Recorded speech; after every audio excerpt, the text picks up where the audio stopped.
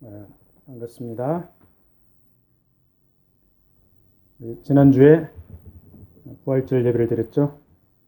내가 주를 보았다라는 제목으로 이렇게 말씀을 나눴는데, 그 막달라 마리아의 간절한 마음을 같이 나눴죠. 그 마리아에게 찾아오신 예수님께서 나중에 제자들에게도 찾아오셨었죠. 제자들에게 찾아왔을 때 거기에 도마가 없었습니다. 그래서 오늘은 도마에 관해서 한번 이렇게 살펴보려고 합니다. 도마의 신앙 고백, 나의 주, 나의 하나님. 도마의 신앙 고백이 오늘 제목 말씀입니다. 자, 도마에 들어가기 앞서서 하나님께서 인간에게 찾아오시는 그런 장면을 한번 먼저 보고 넘어가겠습니다. 하나님께서 인간을 창조하시고 지구상 이렇게 통치하는 것을 인간들에게 위임을 하셨죠. 통치의 위임을 받았는데 사람들이 어떻게 감당을 했습니까? 죄에 빠졌죠. 죄에 빠진 인간들을 하나님께서 그냥 내버려 두지 않으셨습니다. 역사에 개입을 하셔서 구원의 길로 인도하시기 위해서 인간들을 관찰하고 살펴보셨습니다. 사람들이 하는 일을 쭉 살펴보시다가 하나님께서 친히 내려오는 장면이 있습니다. 창세기 11장 5절을 제가 읽어드릴게요. 여호와께서 인생들에 쌓는 성과 대를 보시려고 강림하셨더라. 자, 좋은 것을 주시고 복 주시기를 원하시는 하나님의 의도와는 달리 교만하게 바벨탑을 쌓는 사람들, 그 사람들을 보면서 하나님께서 사람들의 언어를 혼잡하게 합니다. 그래서 쫙 흩어버리죠. 인간의 입장에서 보면 어떻게 보면 좀 고생스럽고 힘듭니다. 그렇지만은 그게 바로 하나님의 인도하심이요 섭리이면서 더 큰 복인 것이죠. 자, 바벨탑을 높이 쌓고 교만에 극에 빠지면은 사람들이 더 큰 심판을 받죠. 그래서 하나님께서 이 사람들을 쫙 흩어버리신 게 사람들로서는 참 큰 복입니다. 자, 흩어진 하나님의 백성들에게 관심이 많으신 하나님, 그 하나님께서 또 찾아오십니다. 하나님께서는 자꾸 찾아오시는 하나님이십니다. 자, 아브라함에게 찾아오셨어요. 구체적으로 아브라함에게 약속을 주십니다. 땅과 자손을 약속하십니다. 즉 하나님의 나라 그리고 하나님의 백성들 이렇게 이루어 가시는데 어떻게 이루어 가시느냐? 아브라함과 아브라함의 후손을 통해서 이루어 가신다. 그렇게 언약을 맺으시죠. 하나님께서 아브라함하고 언약을 맺으시고 그 약속을 성취를 해 가십니다. 자, 땅을 주셨어요. 어떤 땅을 주셨습니까? 가나안 땅을 주셨습니다. 그 다음에 이스라엘 백성들을 번성하게 하셨죠. 애굽 땅, 고센 땅으로 인도를 해가지고 거기서 엄청나게 이스라엘 백성들이 번성을 했습니다. 그래서 하나님께서는 아브라함에게 한 그 언약을 성취를 해나가십니다. 그런데 여기에 위기가 찾아왔습니다. 애굽에서 이스라엘 백성들이 막 번성을 했는데 바로 왕이 보니까 너무너무 번성하니까 두려운 마음이 있어요. 그래서 남자 아기가 태어나면 죽이라 명령을 내렸습니다. 자, 보세요. 하나님의 언약이 좀 위태로워진 것 같지 않습니까? 자, 가나안 땅을 주셨는데 지금 이스라엘 백성들은 애굽에서 노예 생활을 하고 있습니다. 눈에 보이는 땅이 없어요. 그 다음에 자손, 씨앗. 하나님의 백성들을 자꾸 이렇게 남자 아기가 태어나면 죽이려고 합니다. 땅과 자손에 대한 하나님의 언약이 지금 굉장히 위태로운 상황에 처해 있습니다. 이런 상황 가운데서 하나님께서 또 인간을 찾아오시죠. 자, 호렙산 떨기나무 불꽃 가운데서 모세에게 찾아오시죠. 출애굽기 3장 7절 8절 말씀을 올려놨습니다. 올려놨으니까 제가 읽어드릴게요. 7절 여호와께서 이르시되 내가 애굽에 있는 내 백성의 고통을 분명히 보고 그들의 감독자로 말미암은 부르짖음을 듣고 그 근심을 알고 8절 읽어드리겠습니다. 이렇게 읽을 때 동사를 한번 주의해서 보세요. 내가 내려가서 그들을 애굽인의 손에서 건져내고 그들을 그 땅에서 인도하여 아름답고 광대한 땅, 젖과 꿀이 흐르는 땅, 곧 가나안 족속, 헷 족속, 아모리 족속, 브리스 족속, 히 족속, 여부스 족속의 지방에 데려가려 하노라. 자, 여러 가지 동사가 나오죠. 자, 하나님께서 모세를 찾아오셔서 말씀하신 대로 이스라엘 백성을 애굽에서 건져내어서 가나안 땅에 인도하시죠. 그래서 언약을 성취하셨습니다. 정확하게 성취하셨습니다. 이렇게 하나님의 백성들의 삶을 하나님께서는 보고, 듣고, 건져내고, 인도하는 그 과정. 이 과정을 보니까 어떻습니까? 하나님께서 주동적으로 하시는 과정이죠. 아브라함과 이스라엘 자손들은 거기에 반응을 했습니다. 때로는 순종으로 반응하고, 때로는 불순종으로 반응을 했죠. 그래서 이 반응이 순종일 때는 하나님께서 이스라엘 백성들에게 순적한 길을 열어주셨고 형통한 길을 열어주셨습니다. 불순종과 원망일 때는 고난의 길이었죠. 하나님께서 이렇게 적극적으로 찾아오셔서 백성들을 인도를 하셨는데, 자, 사람들은 어떻습니까? 이스라엘 백성들 아무리 해도 율법을 지키지를 못합니다. 너무나 지키기가 어려워요. 그래서 하나님의 백성들을 참 사랑하시는 하나님께서 어떻게 하십니까? 또 내려오십니다. 이번에는 어떻게 내려오십니까? 아예 인간의 몸을 하고 성육신해서 내려오시죠. 그 내려오신 분이 예수님이죠. 요한복음 1장의 서두에서 말씀하십니다. 말씀이 하나님이 되어서 이 땅에 내려오시죠. 그리고 요한복음 결론에 20장, 오늘 우리가 나눌 부분, 결론에 가면은 도마가 나의 주, 나의 하나님으로 이 예수님을 부르죠. 그래서 하나님이신 예수께서 친히 이 땅에 오셔서 죄인들을 위해서 고난받고 죽으시고 부활하셨습니다. 그런데 예수님께서 뽑고 뽑은 정예 제자들 12명 중에 한 명은 배신하고 떠나고 11명이 남았는데 그 11명 중에서도 못 믿는 제자들이 있습니다. 예수님께서 어떻게 하십니까? 친절하게 부활하신 후에도 또 나타나십니다. 이렇게 보면은 하나님과 하나님의 자녀들의 그 역사를 쭉 보면은 하나님께서는 찾아오시는 하나님이세요. 그리고 하나님의 자녀들은 거기에 반응하는 자녀들이고, 이 제자들에게 예수님께서 또 찾아오십니다. 24절 말씀 오늘 본문으로 들어갑니다. 이 본문은 예수님께서 부활하셔서 제자들에게 두 번째로 나타나시는 장면이죠. 24절에 12제자 중에 하나로서 디두모라 불리는 도마는 예수께서 오셨을 때 함께 있지 아니한지라. 이 도마는 예수께서 부활해서 안식 후 첫날 제자들에게 나타났을 때 현장에 없었던 인물입니다. 자, 도마가 왜 그 자리에 없었을까요? 3년 동안 예수님을 따라다녔죠. 그렇게 따라다녔던 스승님이 십자가에 달려서 죄인으로 죽으셨습니다.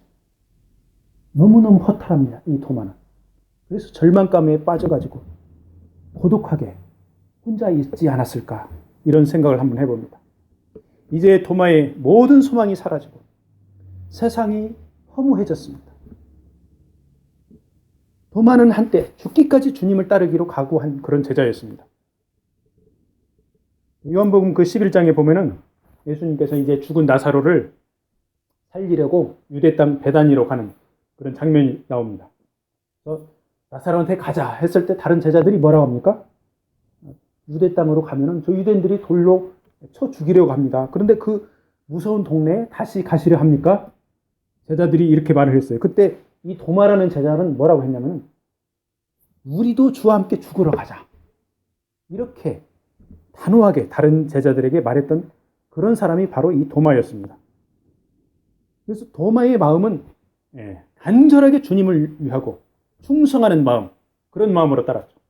그런데 예수님께서 체포될 때 도마는 속절없이 도망칠 수밖에 없었던 그런 상황이었죠. 그토록 믿고 따랐던 주님께서 십자가 처형을 당하니까 도마는 이 세상이 완전히 무너진 그런 기분이었을 것입니다. 주님을 따라다니면 세상적인 명예나 권세는 몰라도 나름대로 뭔가를 이룬 것 같은 그런 도마의 이상적인 비전 같은 거, 그런 거를 성취할 거라고 생각을 했는데, 이제 예수님 죽으셨습니다. 이제 다 끝장났다. 이런 절망적인 그런 마음이 있었겠죠. 그래서 이 도마는 제자들을 떠나서 아마 따로 다른 지방에 홀로 있지 않았을까, 그런 생각을 해봅니다. 도마는 주님이 첫 번째 그렇게 제자들을 만났을 때 거기 없었죠. 자, 이런 도마에게 다른 제자들 어떻게 나갔을까요? 도마야, 우리가 주님을 만났어. 관심을 갖고 도마에게 찾아갑니다. 그리고 주님을 만났다. 다시 살아나셨다. 이렇게 적극적으로 이야기를 합니다. 도마는 몇몇 다른 제자들이 그런 것처럼 이 제자들이 말하는 것을 믿지를 못합니다. 주님이 다시 살아난 것을. 그래서 25절에서 뭐라고 합니까? 내가 그의 손에 못자국을 보며 내 손가락을 그 못자국에 넣으며 내 손을 그 옆구리에 넣어보지 않고는 내가 믿지 아니하겠노라. 아주 단호하게 딱 잘라 말하죠. 믿을 수 없다. 예수님 그렇게 죽었는데 뭐 다시 살아나. 그거 불가능한 이야기야. 못 믿겠다는 그런 뉘앙스죠. 자, 한때는 주님과 함께 죽으러 가자. 이렇게까지 말했던 도마. 그 모든 것이 이제 추억이 되어버린 것입니다. 우리 주변에 보면은 한때 열심히 교회에서 봉사하고 헌신했던 사람들이 믿음의 길을 떠난 사람들 있습니까? 있습니다. 평신도, 심지어는 목회자들까지도 교회를 떠난 사람들이 있습니다. 그리고 교회를 다니기는 다녀도 아주 그냥 탈진된 상태로, burnout 된 상태로, 목적도 없이 소망도 없이 맥 빠진 상태로 출석만 하는 그런 교인들도 있죠. 심지어는 어떤 옛날에는 부흥사였던 그런 목사님도 지옥이 어디 있느냐 이렇게 하면서 탈진된 그런 상태로 있는 그런 분들도 있습니다. 자, 그런데 한 가지 분명한 사실이 있습니다. 그렇게 힘들고 낙심 가운데 있는 사람들에게 주님께서 찾아가시고 인도한다는 그 사실입니다. 그 주님의 인도하심을 깨닫고 회복되도록 옆에 있는 사람들이 도와줘야 되겠죠. 이게 바로 제자들이 도마한테 한 일이었을 것입니다. 예수께서 막달라 마리아와 제자들에게 나타난 것처럼 이제 친히 도마에게도 나타나십니다. 26절에 여드레를 지나서 제자들이 다시 집안에 있을 때 도마도 함께 있고 문들이 닫혔는데 예수께서 오사 가운데 서서 이르시되 너희에게 평강이 있을지어다. 여드레를 지났다는 것은 유대인들의 계산 방식입니다. 유대인들이 금요일 저녁부터 계산을 하죠. 그래서 실제로는 예수님이 부활하시고 나서 그 두 번째 주일을 말하는 것이죠. 자, 제자들의 상태는 어떻습니까?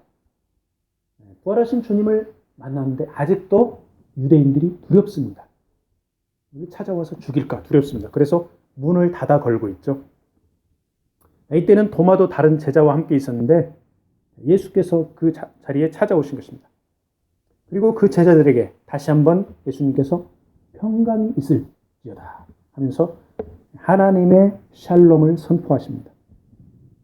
제자들이 얼마나 불안했으면 예수님께서 하나님의 평강을 두 번째 만남에서도 선포했을까요? 사실 우리 인생 가운데서 하나님이 평안을 주셔야지 그렇지 않으면 진정한 평강을 우리가 누릴 수가 없습니다. 요한복음 14장에서 이미 주님께서 제자들에게 평안을 선포하셨습니다. 요한복음 14장 27절 카톡에 올려놨을 것입니다. 요한복음 14장 27절 읽어드릴게요. 평안을 너희에게 끼치노니 곧 나의 평안을 너희에게 주노라. 내가 너희에게 주는 것은 세상이 주는 것과 같지 아니하니라. 너희는 마음에 근심하지도 말고 두려워하지도 말라. 이 말씀의 앞뒤 전후 문맥을 보면은 보혜사 성령을 너희에게 보내주겠다.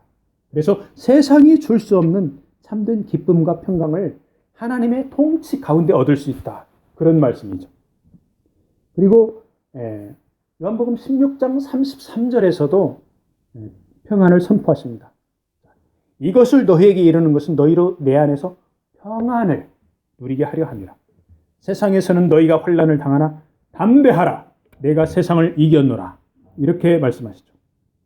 이 말씀은 예수님께서 아버지께로서 와서 다시 아버지께로 돌아간다. 이렇게 제자들에게 말씀을 하면서 한 그런 내용이죠. 세상을 이긴 주님을 따라서 평안을 누리라. 이렇게 선포하는 것이죠. 이와 같이 주님께서 공생의 사역을 하면서 이미 제자들에게 평안을 선포했는데도 부활을 하셨는데 연거푸 2번씩 평강을 또 선포하신 것입니다. 왜 그렇습니까? 제자들이 불안에 떨고 있으니까 위로를 하기 위해서 그러신 것이죠. 그래서 제자들은 실제로 평안을 되찾고 기도함으로 성령 충만을 받고 선교 사역을 감당을 했죠. 주님이 주시는 참된 평안, 샬롬을 항상 누리기를 바랍니다. 아멘. 다른 제자들이 시리에 빠진 도마를 권유를 해가지고 함께 공동체로 모여서 생활하면서 이제 같이 기도하자 이렇게 했겠죠. 두세 사람이 함께 모여 예수 이름으로 기도하는 것이 얼마나 중요한지 제자들이 보여주고 있는 것이죠. 마음이 힘들고 상처받고 답답하고 의심이 생길 때 믿음의 형제들과 함께 있는 것이 좋습니다. 서로 위로를 주고받고 그러면서 회복의 역사가 일어나는 것이죠. 우리 주변에 혹시 그런 분들 있으면 이렇게 위로해주고 섬기기 바랍니다. 자, 믿음이 회복되고 단단해지면 그때 이제 성장해지면은 그때에서는 혼자서 기도하고 말씀 묵상하고 그럴 수가 있습니다. 그렇지만 어려울 때는 옆에서 이렇게 같이 있는 것이 참 좋습니다. 자, 27절 말씀. 도마에게 이르시되 네 손가락을 이리 내밀어 내 손을 보고 내 손을 내밀어 내 옆구리에 넣어보라. 그리하여 믿음 없는 자가 되지 말고 믿는 자가 되라.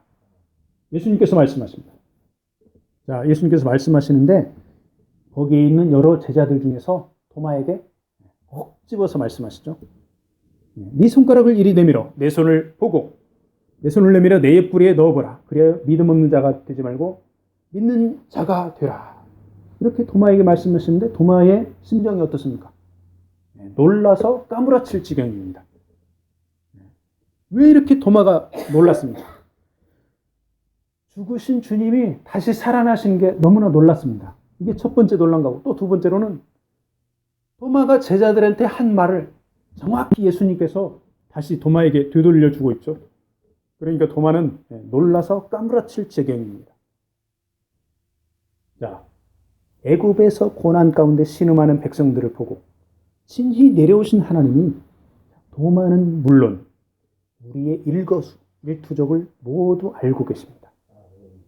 그리고 인간의 한계 때문에 우리 인간이 하나님께로 가지 못할 때 하나님께서는 친히 찾아와 주십니다. 아브라함에게, 이스라엘 백성에게, 온 세상 인류에게, 막달라 마리아에게, 도마에게, 그리고 여러분과 저에게 하나님께서 찾아와 주십니다. 그리고 말씀하십니다. 믿음 없는 자가 되지 말고 믿는 자가 되라. 부활하신 예수께서 도마에게 나타나시고 개인적인 메시지까지 말씀하자 도마는 과거에 3년 동안 느끼던 그런 분위기와는 또 다른 무언가를 깨닫습니다. 그리고 주님께 이 요한복음의 결론이기도 한 위대한 신앙을 고백을 합니다. 나의 주님이요 나의 하나님이십니다. 자, 주님, 헬라어로 퀴리오스죠. 이 퀴리오스는 히브리어 아도나이를 번역한 것입니다. 아도나이는 구약 성경에서 하나님입니다. 히브리 사람들은 하나님이라는 단어를 쓰고는 말로 함부로 발음을 못했습니다. 하나님 이름이 너무나 신성하신 분이라 하나님 이름을 못 부르고 대신에 주님이라고 이렇게 아도나이라고 불렀죠. 그래서 하나님을 그냥 부를 때 히브리 성경을 읽을 때 이렇게 아도나이로 불렀습니다. 그러니까 도마의 고백은 그러니까 나의 주님, 나의 하나님이라고 했는데 실제로는 하나님이라고 이렇게 고백을 한 것이죠. 가장 의심이 많던 제자 도마의 입에서 가장 확실한 신앙 고백이 튀어나온 것이죠. 주님의 말씀대로 믿음이 없는 자에서 믿는 자가 된 것이죠. 도마가 이렇게 믿음 있는 자가 된 것이 누구의 공로입니까? 바로 주 예수님께서 친히 찾아오셨기 때문입니다. 예수님의 공로이십니다. 그리고 그 현장에는 믿음의 형제 자매들이 함께 있었습니다. 우리의 삶이 때로는 고단하고 힘듭니다. 그렇지만 주님께서 찾아오셔서 옆에 계십니다. 우리는 반응만 하면 됩니다. 머리를 들고 나의 주님, 나의 하나님 이렇게 반응하면 됩니다. 고통과 좌절 가운데서 머리 푹 숙이고 반응하지 못하는 너무너무 안타까운 일이죠. 여기 카톡에 사진 한 장 올려놨습니다. 인도의 도마를 기념한 교회입니다. 그 사진을 이렇게 확대해서 보면 문에 영어로 쓰여 있는 문장이 있습니다. 영어로 뭐라고 쓰여 있습니까? My Lord, My God 이렇게 쓰여 있죠. 바로 부활하신 예수님을 만난 도마의 확실한 신앙 고백이죠. 이 도마는 오순절에 성령의 충만함을 받았습니다. 그리고 인도에까지 가서 열심히 복음을 증거했습니다. 전승에 의하면 도마는 인도의 남서해안 그 일대에서 7개의 교회를 세웠다고 합니다. 그리고 인도는 물론 스리랑카와 동남아 일대에도 순회 선교를 했다는 그런 일설도 있습니다. 그렇게 열심히 선교를 하다가 순교했다고 그렇게 전해지고 있습니다. 자, 도마의 신앙 고백, 나의 주, 나의 하나님, 이러한 신앙 고백에 대하여서 주님께서 뭐라고 말씀하십니까? 보지 못하고 믿는 자가 더 복되도다 이렇게 말씀하시죠. 예수님의 이 말씀 베드로전서 1장 8절 말씀과 서로 통합니다.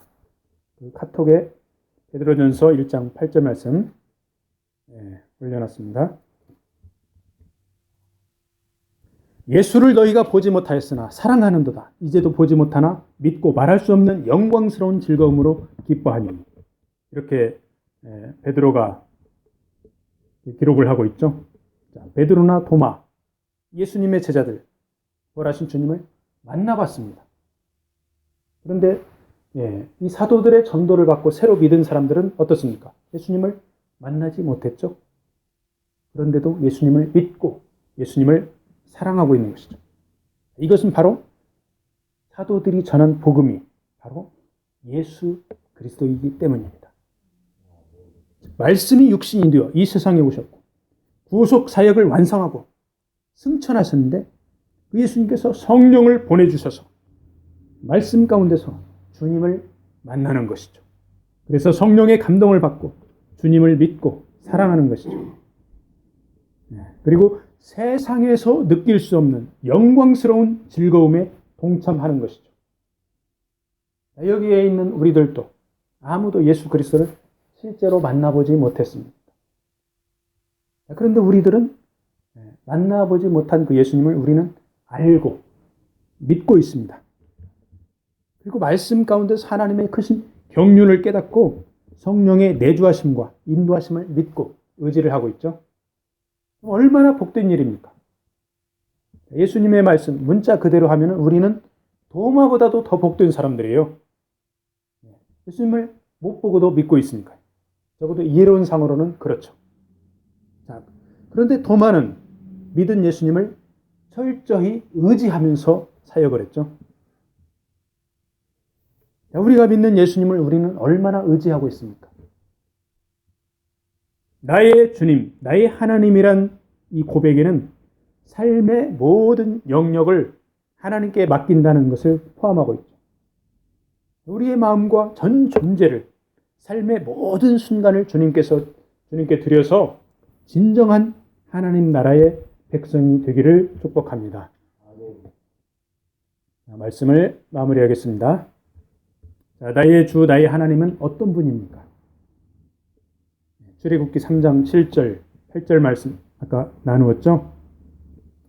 여호와께서 이르시되 내가 애굽에 있는 내 백성의 고통을 분명히 보고 그들이 그들의 감독자대로 말미암아 부르짖음을 듣고 그 근심을 알고, 그리고 8절에 내가 내려가서 그들을 애굽인의 손에서 건져내고 그들을 그 땅에서 인도하여 아름답고 광대한 땅, 이 가나안 땅에 데려가려 하노라, 이렇게 말씀하고 있죠. 우리의 모든 고통과 어려움을, 그리고 언행심사를 하나님은 보고 듣고 알고 계십니다. 그래서 친히 육신이 되어 이 땅에 내려오셨습니다. 어두움과 죄악 가운데서 우리를 건져내셨습니다. 하나님 나라 언약의 땅으로 인도하고 데려가십니다. 우리의 반응은 어떻게 보면 아주 단순합니다. 맡기고 연합하는 것입니다. 성령께 맡기고 주님과 연합하면 됩니다. 그래서 우리가 매일 하나님 주시는 말씀을 묵상하면서 성령께 맡기고 연합하고 기쁘게 주님과 동행하기를 축복합니다. 아멘.